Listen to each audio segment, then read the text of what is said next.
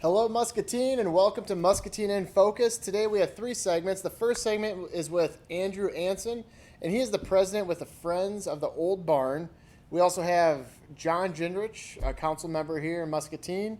And the last segment is a video with Betty Collins, who on the 21st did an infant and toddler swim and story time at our local pool. So without further ado, I'm going to welcome Andrew Anson, and thank you so much today for being on the show. And Absolutely, yeah. and I look forward to learning more about the old barn and everybody at home as well. So Thanks for having me. yeah, thank you. So first of all, who are you? We know you're Andrew, but who are you and where are you from?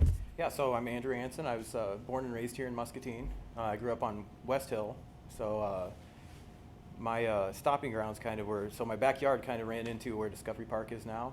And so I ran around the old barn as a kid and got involved in 2016. It was the first time I actually went in the barn and kind of just fell in love with it and thought I'd take up the purpose, so yeah. So growing up there, you had the barn in your backyard, so to speak. And So to speak, yeah. It was a ways out into the pastures and stuff, but we just ran around that whole area. It was forest, pastures, and a little creek back there. And so we just ran around the barn, but it was always closed back then, so Right. yeah. So in 2016, you joined. Yeah, I joined as a member, and then in 2019 I was voted president. Congratulations. Yeah, So thank you. tell us a little bit about the Friends of the Old Barn. Yeah, so we're a 501c3 nonprofit. We were established in 2005 by John Haskins, and basically our purpose is to maintain and preserve the barn to its original purpose and use, and to just educate the community on our agricultural heritage. I was gonna say, look at those pictures that you guys Yeah. sent over, and Yeah, I can't remember who took that one, but he deserves the credit for it. really great. That's a postcard that we sell out there. It's an amazing picture, yeah. it's a nice postcard. You got the fall colors and Yeah. got the pond right there. So, tell us about some of the events. I know that you guys hold events, but what type of events do you guys hold? So we do open houses, and we've had two this year, and we have two more. So first off, in July this year, this coming month, we'll be at the fair, and we'll just have a booth out there rather than having an open house. But August 20th and October 15th, we'll have open houses from 11 a.m. to 3 p.m.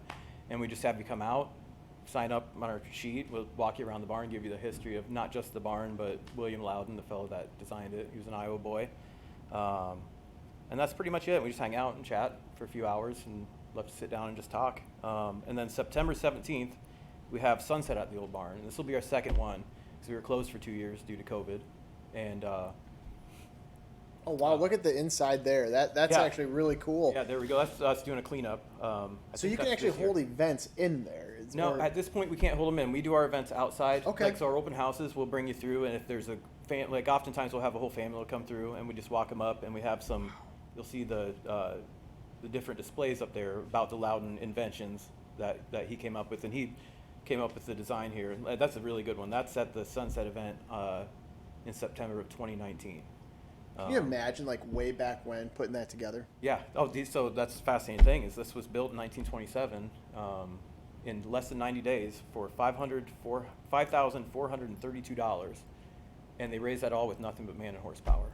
Oh my! It's really hard to imagine until you get in there, and it just blows your mind. So, and there'll never be if this were taken down, there's never going to be another one like this. There are Loudon barns around the state and around the country actually that are on national registry like we are, but they're not open to the public as far as we know. This Sure. one's we can open to the public, have them come in and take a look. Let me get back. I was talking about the 17th, our Sunset event. That's September 17th. That's going to be from 5 to 8 p.m. So hopefully the sun sets. Hopefully last year, 2019 we had it, and it was pretty dreary. There's no sunset, but we'll have music. My Uncle Bill Anson comes out. He's a local musician. Comes out and he'll play some music for everyone, and we'll have some food available for purchase Nice. that date. So yeah, definitely keep those in mind, and we'd love to have everybody come out in the community. So I know there's a history. There's got to be a history behind this. Please share the history of all of this. The gentleman who the barn's named after and everything. Yeah, please. his name. Yeah, so William Louden was born in 1841 in Pennsylvania, and he came here as an infant. They moved to Fairfield, Iowa, him and his family, and it was about. So he went to school there. As he grew up, he went to I can't remember the name of the college right off. They were in Fairfield. I don't know if it's even still around, but he went there afterwards. He in 1967 created a hay mover, what they call a hay mover or monorail system. It's kind of a track and pulley system that just revolutionized the way they can move hay. Before they were pitching hay, just loose hay. And this track and pulley system comes out the barn. Kind of, if you look at the peak of the barn, they would come out and they drop it down, and you grab enormous amounts of hay at once and have the horses pull it back up, and you pull it inside. And Perfect. Yeah, right there. yeah, right there. And so it just revolutionized it. And afterwards, in years to come, they just kept on going, and he came up with multiple inventions, just invention after invention that revolutionized farming. I was gonna say, as a chiropractor, I'm loving that because that's gonna save people's back right there. Yeah. I mean, just let Absolutely. the mechanical portion do it. But yeah, that's Yeah. yeah. Yeah, that's fascinating. So they decided then, or he decided after they were having such success with Louden Industries, with all these inventions they came up with, he went to Iowa State and he enlisted some engineering students, and they came up with, he thought, while we're selling these inventions we made, why don't we design barns, specific use barns, to accommodate these inventions? And so they did just that, and they came out with plan books. And I don't think I sent a picture of that, but they had books that you could get, like a pamphlet, and you could pick out whether you wanted, like this one here is a dairy barn. And whether you had cattle, you had hogs, whatever, you could, specific use barns. And so this one was built, like I said, in 1927 for the purpose of a dairy barn. They had a Holstein herd out there at the county farm. And that's just a little bit about him. World War I, they used the track and pulley system, that application for making the ammo and moving ammo. And then also GM used that technology for their production line. And it How just went cool on. is that? That's Excellent. great. Yeah. So this is all Iowa history. I mean, I could go way deep on Loudon, himself.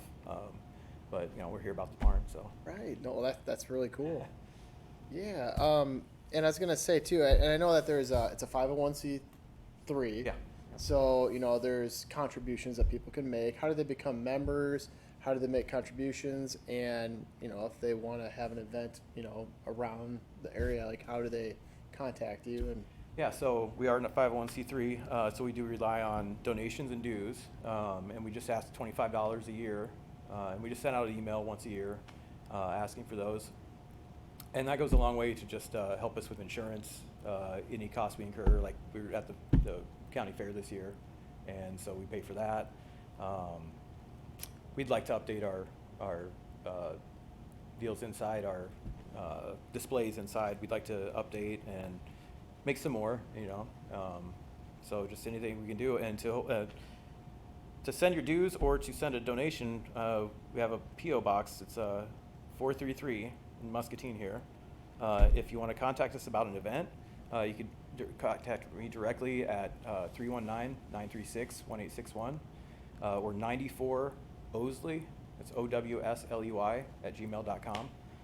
We do need, so we have our events okayed for this year through the Conservation Board, as we're under. We have to go through them to hold our events. So we do need 45 days notice to run it past the board out there and make sure that they okay it.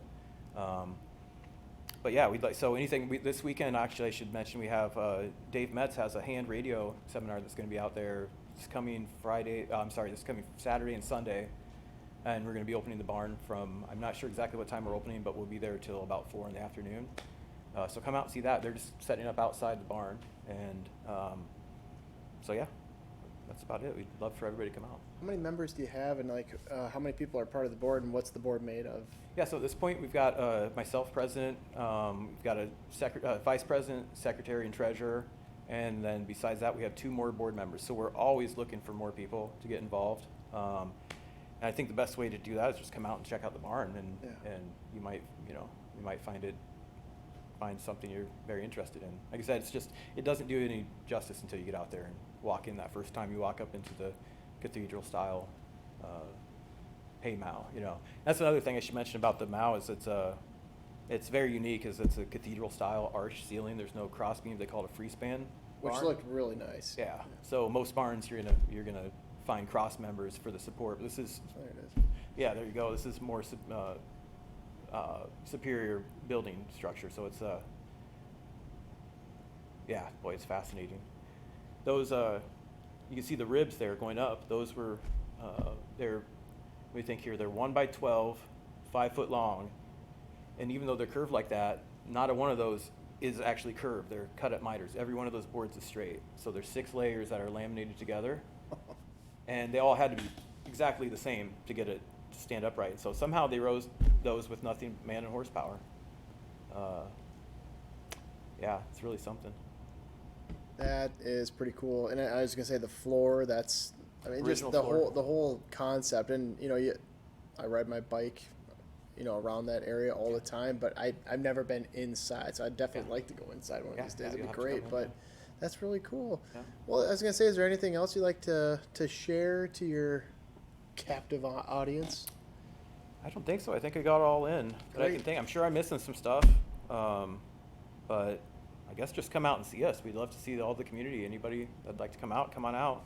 I'll repeat the events. We have we'll be at the fair, so come out, talk to us at the fair. I think it's the 20th through the 24th. I can't remember for sure. Don't Okay. quote me on that. But August 20th, 11 to 3, we'll have the open house. October 15th, 11 to 3, we're open. And then September 17th, 5 to 8 p.m. we'll have music and food, and hopefully get a nice sunset. That'd off be to nice. off to the west there of the barn. Perfect. Well, thanks a lot, Andrew, for Absolutely. your time. I really do appreciate it, and thanks for being on the show. And I look forward to a tour, so we'll definitely connect for sure. So, Certainly. and just want to say thank you to everybody here in Muscatine that continues to watch our show as well. And next we have John Gendrich again, and then right after that we have Betty Collins. And thank you so much. And just remember, be your best. And we will be off next week. So again, be safe on the 4th of July. Fireworks, July 3rd. You can start lighting them off at 9 a.m. in the morning to 10 p.m. And then July 4th, 9 a.m. to 10 p.m. So be safe. And remember, be your best. Thank you so much.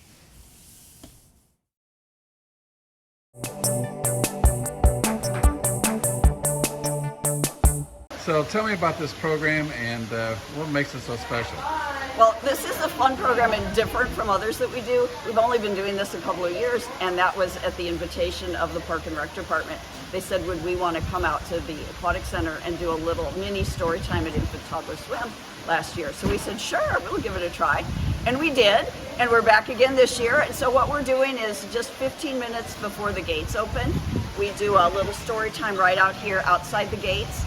So, anyone can come to that, whether they're going to the Aquatic Center or not. Of course, most people are, because Infant Toddler Swim is a great program. It gives an opportunity for very little children to be in the Aquatic Center without all the noise and without the hustle and bustle, and kind of like a low sensory experience is kind of how I think of it.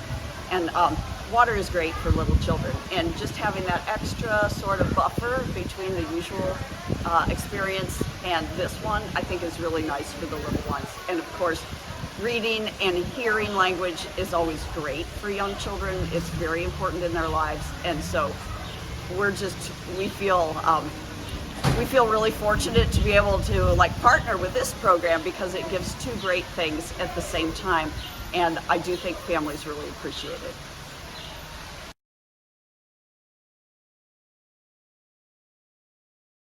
Strawberries! Oh my gosh, I should have known we'd start with one that doesn't really grow in a tree, because not all fruit grows in a tree, but that is okay, because this song is all about our imagination. Way up high in a strawberry tree, two little strawberries looked down at me. I shook that tree as hard as I could. Down came those strawberries. Were they good? All right, so Peyton, let's find out if there's a child here who wants to suggest a fruit. So Peyton, come on, if you pick a person out to suggest a fruit. Okay, Sophie, say it again. Pears, do pears really grow in trees?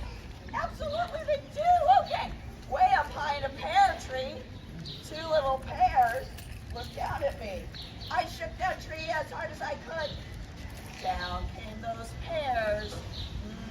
Were they good? Okay, another fruit. So Peyton, you can pick someone else. Clara. Apples. What color apples? Purple apples. Oh my gosh, I love it.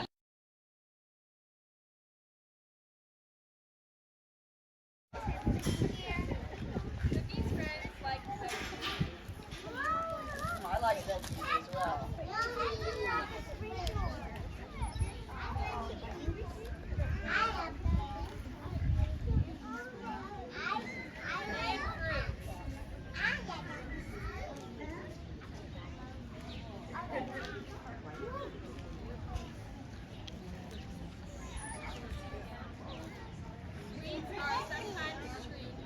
Oh yes, every once in a while, and look, they've got ice cream cones.